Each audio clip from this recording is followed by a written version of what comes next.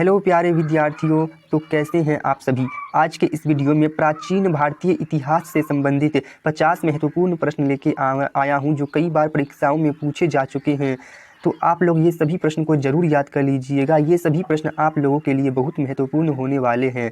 प्रश्न संख्या 1 है, माइक्रोलिथ का इस्तेमाल शुरुआती इंसानों द्वारा किया जाता था, यह क्या है। तो क्या हो जाएगा इस प्रश्न का सही उत्तर। माइक्रोलिथ का इस्तेमाल शुरुआती इंसानों द्वारा किया जाता था, यह क्या है। तो इस प्रश्न का सही उत्तर क्या हो जाएगा। विकल्प ए है सिक्के, विकल्प बी है कपड़े, विकल्प सी है पत्थर के औजार और विकल्प डी है मिट्टी के बर्तन। तो इस प्रश्न का सही उत्तर हो जाएगा विकल्प सी पत्थर के औजार, जो कि विकल्प सी में दिया गया है। माइक्रोलिथ का इस्तेमाल शुरुआती इंसानों द्वारा किया जाता था, यह पत्थर के औजार थे। प्रश्न संख्या 2 है, पहिए का आविष्कार कब हुआ था। तो क्या हो जाएगा इस प्रश्न का सही उत्तर। पहिए का आविष्कार कब हुआ था, ये प्रश्न कई बार परीक्षाओं में पूछे जा चुके हैं। तो क्या हो जाएगा इस प्रश्न का सही उत्तर। पहिए का आविष्कार कब हुआ। तो इस प्रश्न का सही उत्तर हो जाएगा नवपाषाण काल में, जो कि विकल्प ए में दिया गया है। तो इस प्रश्न का सही उत्तर हो जाएगा विकल्प ए, नवपाषाण काल में पहिए का आविष्कार हुआ था। प्रश्न संख्या 3 है, सिंधु घाटी सभ्यता का बंदरगाह शहर निम्न में से कौन सा है। तो क्या हो जाएगा इस प्रश्न का सही उत्तर। सिंधु घाटी सभ्यता का बंदरगाह शहर निम्न में से कौन सा था। तो क्या हो जाएगा इस प्रश्न का सही उत्तर। विकल्प ए है कालीबंगा, विकल्प बी है लोथल, विकल्प सी है राखीगढ़ी और विकल्प डी है धौलावीरा। तो क्या हो जाएगा इस प्रश्न का सही उत्तर। सिंधु घाटी सभ्यता का बंदरगाह शहर निम्न में से कौन सा था। तो इस प्रश्न का सही उत्तर हो जाएगा लोथल, विकल्प बी सही हो जाएगा इस प्रश्न का। प्रश्न संख्या 4 है, निम्नलिखित में से कौन सा हड़प्पा स्थल हरियाणा में है। तो क्या हो जाएगा इस प्रश्न का सही उत्तर। निम्न में से कौन सा हड़प्पा स्थल हरियाणा में है। विकल्प ए है कालीबंगा, विकल्प बी है राखीगढ़ी, विकल्प सी है लोथल और विकल्प डी है धौलावीरा। तो इस प्रश्न का सही उत्तर क्या हो जाएगा। तो इस प्रश्न का सही उत्तर हो जाएगा राखीगढ़ी, जो कि विकल्प बी में दिया गया है। प्रश्न संख्या 5 है, प्राचीन हड़प्पा स्थल धौलावीरा को कितने भागों में विभाजित किया गया था। तो क्या हो जाएगा इस प्रश्न का सही उत्तर। प्राचीन हड़प्पा स्थल धौलावीरा को कितने भागों में विभाजित किया गया था। विकल्प ए है 3 भागों में, विकल्प बी है 5 भागों में, विकल्प सी है 4 भागों में और विकल्प डी है 2 भागों में। तो इस प्रश्न का सही उत्तर क्या हो जाएगा। तो इस प्रश्न का सही उत्तर हो जाएगा विकल्प ए 3 भागों में। प्रश्न संख्या 6 है, निम्नलिखित हड़प्पा स्थलों में से किसमें कब्र में 2 लोगों के शव पाए गए। तो क्या हो जाएगा इस प्रश्न का सही उत्तर। निम्नलिखित हड़प्पा स्थलों में से किसमें कब्र में 2 लोगों के शव पाए गए। विकल्प ए है मोहनजोदड़ो, विकल्प बी है हड़प्पा, विकल्प सी है चनहुद्रो और विकल्प डी है लोथल। तो क्या हो जाएगा इस प्रश्न का सही उत्तर। तो इस प्रश्न का सही उत्तर हो जाएगा लोथल, विकल्प डी। प्रश्न संख्या 7 है, हड़प्पा के लोग वर्तमान भारत के किस राज्य से सोना लाते थे। तो क्या हो जाएगा इस प्रश्न का सही उत्तर। हड़प्पा के लोग वर्तमान भारत के किस राज्य से सोना लाते थे। तेलंगाना, तमिलनाडु, कर्नाटक या केरल। तो क्या हो जाएगा इस प्रश्न का सही उत्तर। हड़प्पा के लोग वर्तमान भारत के किस राज्य से सोना लाते थे। तो इस प्रश्न का सही उत्तर हो जाएगा कर्नाटक, जो कि विकल्प सी में दिया गया है। प्रश्न संख्या 8 है, अशोक ने कलिंग को जीतने के लिए युद्ध लड़ा, कलिंग किस तटीय स्थान का प्राचीन नाम था। तो क्या हो जाएगा इस प्रश्न का सही उत्तर। अशोक ने कलिंग को जीतने के लिए युद्ध लड़ा, कलिंग किस तटीय स्थान का प्राचीन नाम था। विकल्प ए है मद्रास, विकल्प बी है उड़ीसा, विकल्प सी है बॉम्बे और विकल्प डी है बंगाल। तो क्या हो जाएगा इस प्रश्न का सही उत्तर। तो इस प्रश्न का सही उत्तर हो जाएगा उड़ीसा, विकल्प बी। प्रश्न संख्या 9 है,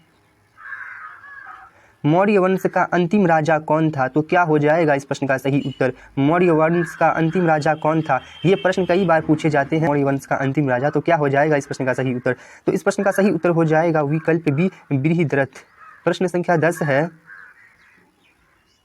निम्नलिखित में से कौन सा शासक मौर्य वंश से संबंधित नहीं था। तो क्या हो जाएगा इस प्रश्न का सही उत्तर। निम्नलिखित में से कौन सा शासक मौर्य वंश से संबंधित नहीं था। विकल्प ए है अशोक, विकल्प बी है चंद्रगुप्त, विकल्प सी है बिंबिसार और विकल्प डी है बिंदुसार। तो क्या हो जाएगा इस प्रश्न का सही उत्तर। तो इस प्रश्न का सही उत्तर क्या हो जाएगा।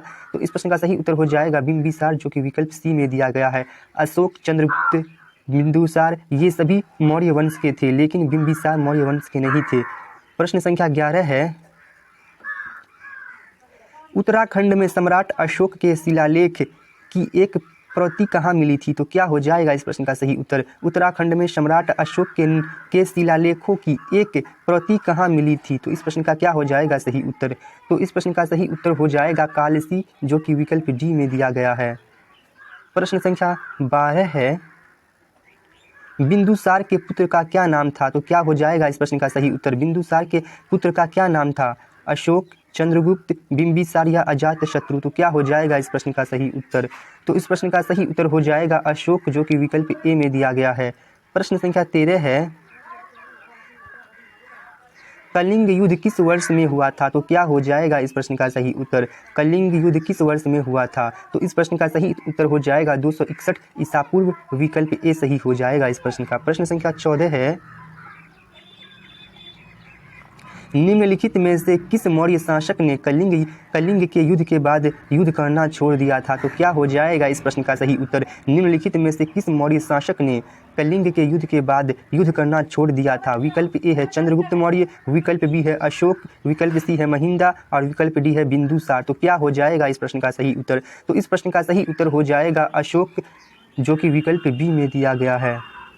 प्रश्न संख्या 15 है, सम्राट अशोक ने निम्नलिखित में से किस युद्ध के बाद बौद्ध धर्म ग्रहण किया? तो क्या हो जाएगा इस प्रश्न का सही उत्तर? सम्राट अशोक ने निम्नलिखित में से किस युद्ध के बाद बौद्ध धर्म ग्रहण किया? तो इस प्रश्न का सही उत्तर हो जाएगा विकल्प ए कलिंग युद्ध। प्रश्न संख्या 16 है, अशोक के किस बौद्ध साधु से प्रभावित होकर बौद्ध धर्म अपनाया? तो क्या हो जाएगा इस प्रश्न का सही उत्तर? अशोक ने किस बौद्ध साधु से प्रभावित होकर बौद्ध धर्म अपनाया था? तो क्या हो जाएगा इस प्रश्न का सही उत्तर? विकल्प ए है विष्णुगुप्त, विकल्प बी है उपगुप्त, विकल्प सी है ब्रह्मगुप्त और विकल्प डी है बृहदरथ। तो इस प्रश्न का सही उत्तर हो जाएगा उपगुप्त, जो कि विकल्प बी में दिया गया है। बढ़ते हैं प्रश्न नंबर 17 की ओर।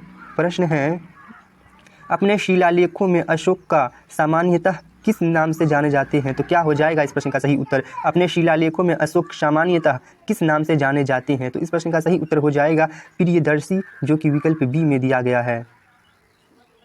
प्रश्न संख्या 18 है, पाटलिपुत्र में चंद्रगुप्त का महल मुख्यतः किस से बना था? तो क्या हो जाएगा इस प्रश्न का सही उत्तर? पाटलिपुत्र में चंद्रगुप्त का महल मुख्यतः किस से बना था? विकल्प ए है ईंटों से, विकल्प बी है पत्थर से, विकल्प सी है लकड़ी से और विकल्प डी है मिट्टी से। तो क्या हो जाएगा इस प्रश्न का सही उत्तर? पाटलिपुत्र में चंद्रगुप्त का महल मुख्यतः किस से बना था? तो इस प्रश्न का सही उत्तर हो जाएगा लकड़ी से, विकल्प सी सही हो जाएगा इस प्रश्न का। प्रश्न संख्या 19 है, चंद्रगुप्त मौर्य ने अपने अंतिम दिन कहाँ गुजारे थे? तो क्या हो जाएगा इस प्रश्न का सही उत्तर? चंद्रगुप्त मौर्य ने अपने अंतिम दिन कहाँ गुजारे थे? तो इस प्रश्न का सही उत्तर हो जाएगा श्रवण बेलगोला, जो कि विकल्प सी में दिया गया है। तो इस प्रश्न का सही उत्तर हो जाएगा विकल्प सी श्रवण बेलगोला। प्रश्न संख्या 20 है, किसने अपने ग्रंथ में चंद्रगुप्त मौर्य का विशिष्ट रूप से वर्णन किया हुआ है? तो क्या हो जाएगा इस प्रश्न का सही उत्तर? किसने अपने ग्रंथ में चंद्रगुप्त मौर्य का विशिष्ट रूप से वर्णन किया हुआ है? तो इस प्रश्न का सही उत्तर हो जाएगा विशाखदत्त, विकल्प सी सही हो जाएगा इस प्रश्न का। प्रश्न संख्या 21 है, कौटिल्य का वास्तविक नाम क्या था? तो क्या हो जाएगा इस प्रश्न का सही उत्तर? कौटिल्य का वास्तविक नाम क्या था? विकल्प ए है विष्णुगुप्त, विकल्प बी है समुद्रगुप्त, विकल्प सी है विक्रमसेठ और विकल्प डी है भास्कर। तो क्या हो जाएगा इस प्रश्न का सही उत्तर? कौटिल्य का वास्तविक नाम क्या था? तो इस प्रश्न का सही उत्तर हो जाएगा विष्णुगुप्त। विष्णुगुप्त को ही चाणक्य भी कहा जाता है। तो इस प्रश्न का सही उत्तर हो जाएगा विष्णुगुप्त कौटिल्य का वास्तविक नाम था। प्रश्न संख्या 22 है, अर्थशास्त्र पुस्तक किसने लिखी है? तो क्या हो जाएगा इस प्रश्न का सही उत्तर? अर्थशास्त्र पुस्तक किसने लिखी है? तो इस प्रश्न का सही उत्तर हो जाएगा विकल्प बी कौटिल्य, जिसका नाम चाणक्य भी जिसको कहा जाता है। तो इस प्रश्न का सही उत्तर हो जाएगा कौटिल्य, विष्णुगुप्त, चाणक्य, ये सभी इन्हीं का नाम था। तो आप लोग इसे जरूर याद कर लीजिएगा, अर्थशास्त्र के लेखक कौटिल्य है। प्रश्न संख्या 23 है, मौर्य प्रशासन के तहत शीताध्यक्ष किसके प्रभारी थे? तो क्या हो जाएगा इस प्रश्न का सही उत्तर? मौर्य प्रशासन के तहत शीताध्यक्ष किसके प्रभारी थे? तो इस प्रश्न का सही उत्तर क्या हो जाएगा? विकल्प ए है खाने, विकल्प बी है शाही हरम, विकल्प सी है सीमा शुल्क और विकल्प डी है कृषि। तो क्या हो जाएगा इस प्रश्न का सही उत्तर? तो इस प्रश्न का सही उत्तर हो जाएगा कृषि, विकल्प डी सही हो जाएगा इस प्रश्न का। प्रश्न संख्या 24 है, मौर्य वंश के शासन के दौरान स्थानिक कौन था? तो क्या हो जाएगा इस प्रश्न का सही उत्तर? मौर्य वंश के शासन के दौरान स्थानिक कौन था? तो इस प्रश्न का सही उत्तर क्या हो जाएगा? तो इस प्रश्न का सही उत्तर हो जाएगा जिला प्रशासक, जो कि विकल्प ए में दिया गया है। तो इस प्रश्न का सही उत्तर हो जाएगा विकल्प ए। प्रश्न संख्या 25 है, चंद्रगुप्त मौर्य का पुत्र कौन था? तो क्या हो जाएगा इस प्रश्न का सही उत्तर? चंद्रगुप्त मौर्य का पुत्र कौन था? तो इस प्रश्न का सही उत्तर हो जाएगा बिंदुसार। विकल्प ए सही हो जाएगा इस प्रश्न का। प्रश्न संख्या 26 है, किस मौर्य शासक को यूनानियों द्वारा अमित्रघात कहा जाता था? तो क्या हो जाएगा इस प्रश्न का सही उत्तर?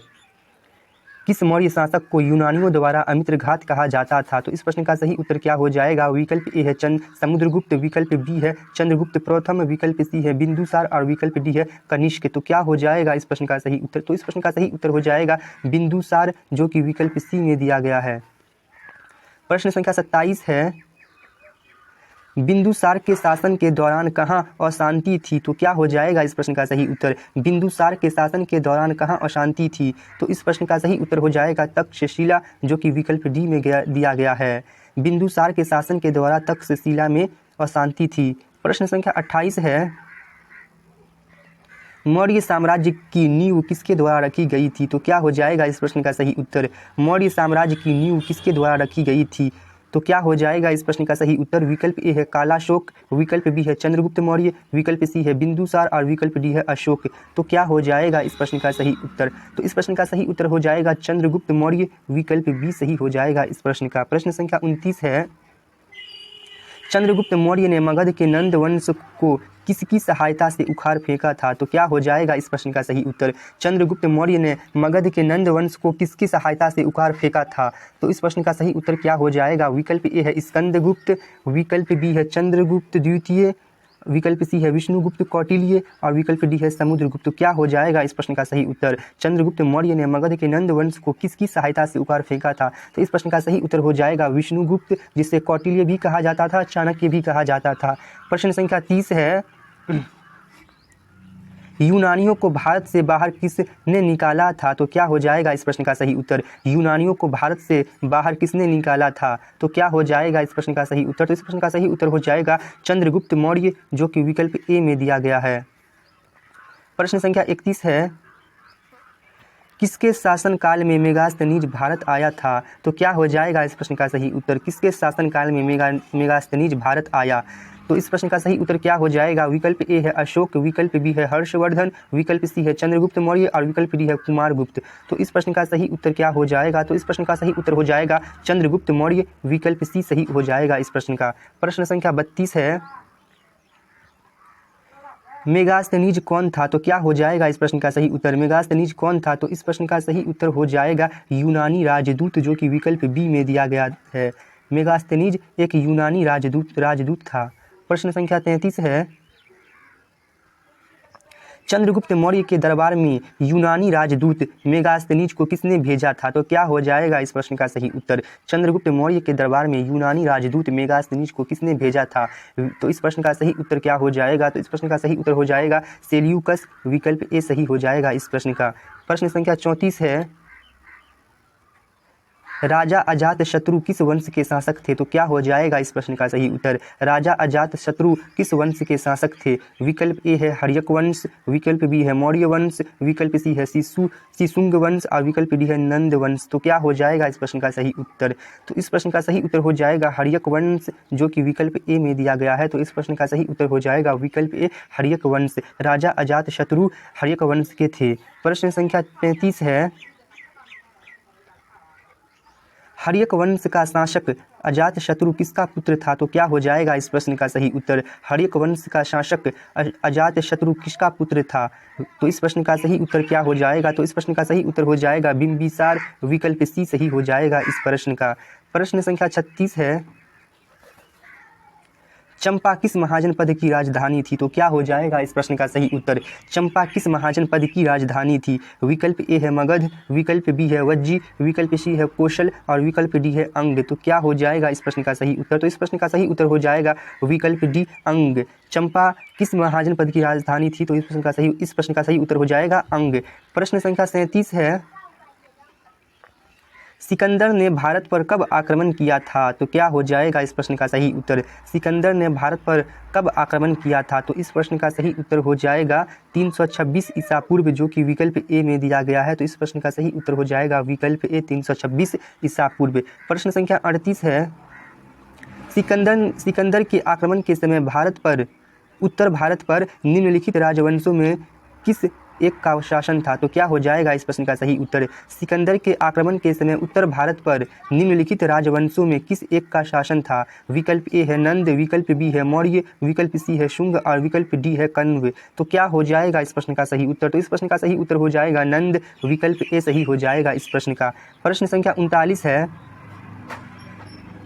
निम्नलिखित में से किसे उग्रसेन यानी कि भयानक सेना का स्वामी कहा जाता था? तो क्या हो जाएगा इस प्रश्न का सही उत्तर? निम्नलिखित में से किसे उग्रसेन यानी कि भयानक सेना का स्वामी कहा जाता था? तो इस प्रश्न का सही उत्तर हो जाएगा महापद्म नंद, विकल्प ए सही हो जाएगा इस प्रश्न का।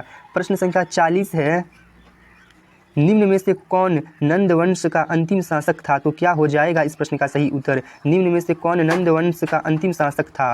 तो इस प्रश्न का सही उत्तर क्या हो जाएगा? तो इस प्रश्न का सही उत्तर हो जाएगा विकल्प ए घनानंद। लेकिन घनानंद न लिखकर धनानंद लिखा रहता है, तो आप लोग इस पे भी ध्यान दीजिएगा। दोनों एक ही बात है, अंग्रेजी में धनानंद कह देते हैं और हिंदी में घनानंद कहते हैं, लेकिन हमेशा धनानंद ही लिखा रहता है। तो आप लोग इसे याद कर लीजिएगा, धनानंद। नंद वंश का अंतिम शासक था धनानंद। प्रश्न संख्या 41 है, प्रसिद्ध चिकित्सक जीवक किसके द्वारा नियुक्त किया गया था? तो क्या हो जाएगा इस प्रश्न का सही उत्तर? प्रसिद्ध चिकित्सक जीवक किसके द्वारा नियुक्त किया गया था? तो इस प्रश्न का सही उत्तर हो जाएगा बिंबिसार, जो कि विकल्प डी में दिया गया है। प्रश्न संख्या 42 है, निम्न में से किस बौद्ध ग्रंथ में 16 महाजनपदों का वर्णन मिलता है? तो क्या हो जाएगा इस प्रश्न का सही उत्तर? निम्न में से किस बौद्ध ग्रंथ में 16 महाजनपदों का वर्णन मिलता है? तो इस प्रश्न का सही उत्तर हो जाएगा अंगुत्तर निकाय, जो कि ए में दिया गया है, अंगुत्तर निकाय। प्रश्न संख्या 43 है, उज्जैन का प्राचीनतम नाम क्या था? तो क्या हो जाएगा इस प्रश्न का सही उत्तर? उज्जैन का प्राचीनतम नाम क्या था? तो इस प्रश्न का सही उत्तर हो जाएगा अवंतिका, जो कि विकल्प सी में दिया गया है। प्रश्न संख्या 44 है, 16 महाजनपदों के युग में मथुरा इनमें से किसकी राजधानी थी? तो क्या हो जाएगा इस प्रश्न का सही उत्तर? 16 महाजनपदों के युग में मथुरा इनमें से किसकी राजधानी थी? वज्जी की, वत्स की, काशी की या सुरसेन की थी? क्या हो जाएगा इस प्रश्न का सही उत्तर? तो इस प्रश्न का सही उत्तर हो जाएगा सुरसेन, विकल्प डी सही हो जाएगा इस प्रश्न का। प्रश्न संख्या 45 है, चंद्र प्रद्योत किस प्राचीन गणराज्य के राजा थे? तो क्या हो जाएगा इस प्रश्न का सही उत्तर? चंद्र प्रद्योत किस प्राचीन गणराज्य के राजा थे? तो इस प्रश्न का सही उत्तर क्या हो जाएगा? विकल्प ए है काशी, विकल्प बी है अंग, विकल्प सी है अवंती और विकल्प डी है वज्जी। तो इस प्रश्न का सही उत्तर हो जाएगा अवंती, जो कि विकल्प सी में दिया गया है। प्रश्न संख्या 46 है, वज्जी महाजनपद की राजधानी कौन सी थी? तो क्या हो जाएगा इस प्रश्न का सही उत्तर? वज्जी महाजनपद की राजधानी कौन सी थी? पाटलिपुत्र, चंपा, वैशाली या कौशल? तो क्या हो जाएगा इस प्रश्न का सही उत्तर? तो इस प्रश्न का सही उत्तर हो जाएगा वैशाली, विकल्प सी सही हो जाएगा इस प्रश्न का। प्रश्न संख्या 47 है, कौन सा महाजनपद गोदावरी नदी के तट पर स्थित था? तो क्या हो जाएगा इस प्रश्न का सही उत्तर? विकल्प ए है अवंती, विकल्प बी है वत्स, विकल्प सी है अस्मक और विकल्प डी है कंबोज। तो इस प्रश्न का सही उत्तर हो जाएगा अस्मक, जो कि विकल्प सी में दिया गया है। प्रश्न संख्या 48 है, हर्यक वंश से मगध का प्रथम शासक कौन था? तो क्या हो जाएगा इस प्रश्न का सही उत्तर? हर्यक वंश से मगध का प्रथम शासक कौन था? बिंबिसार, अशोक, प्रोसेनजीत, अजातशत्रु? क्या हो जाएगा इस प्रश्न का सही उत्तर? तो इस प्रश्न का सही उत्तर हो जाएगा बिंबिसार, विकल्प ए सही हो जाएगा। मौर्य वंश से मगध का प्रथम शासक बिंबिसार था। प्रश्न संख्या 49 है, निम्नलिखित में से भारत का सबसे बड़ा स्तूप कौन सा है? तो क्या हो जाएगा इस प्रश्न का सही उत्तर? निम्नलिखित में से भारत का सबसे बड़ा स्तूप कौन सा है? तो इस प्रश्न का सही उत्तर हो जाएगा केसरिया, जो कि विकल्प ए में दिया गया है।